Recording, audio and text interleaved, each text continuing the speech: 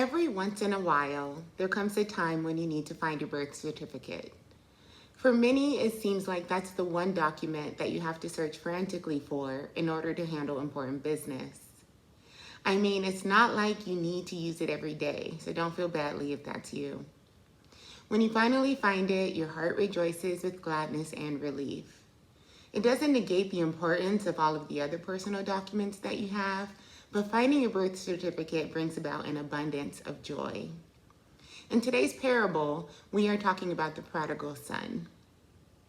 At this time in biblical history, the Pharisees were very, very critical of Jesus and how he operated.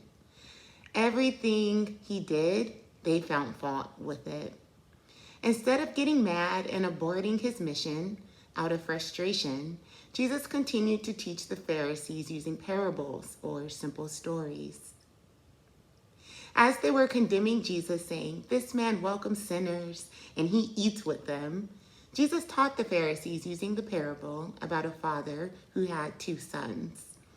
The younger of the two sons asked for his inheritance and left his father's house and squandered it all away in the world. He realized that there was safety and provision and assurance at his father's house, so he returned home. Upon his arrival, the father was thrilled, and they had a big celebration to celebrate his return.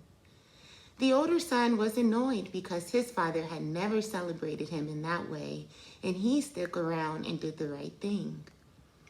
Now, in this parable, we see that the love of a father is limitless and knows no bounds. He rejoices at the return of a sinner and welcomes him home.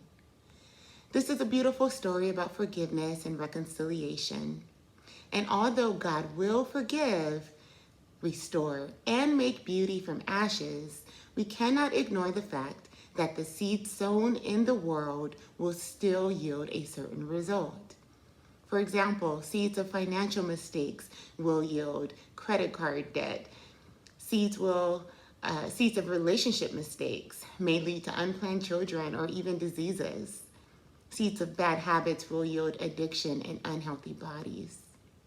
Now, there is forgiveness in Jesus, and he is waiting on you with open arms to welcome you home.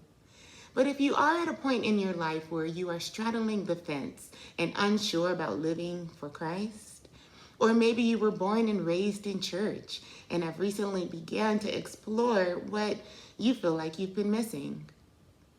Just like the prodigal son, God will welcome you home because he has never lost a soul. But I admonish you not to toil in the world, for the seeds that you sow, that will you reap. Today, I encourage you to return to the Lord if you found that you have strayed away. I encourage you to sow into the Spirit, for in Jesus Christ there is eternal life. God bless you.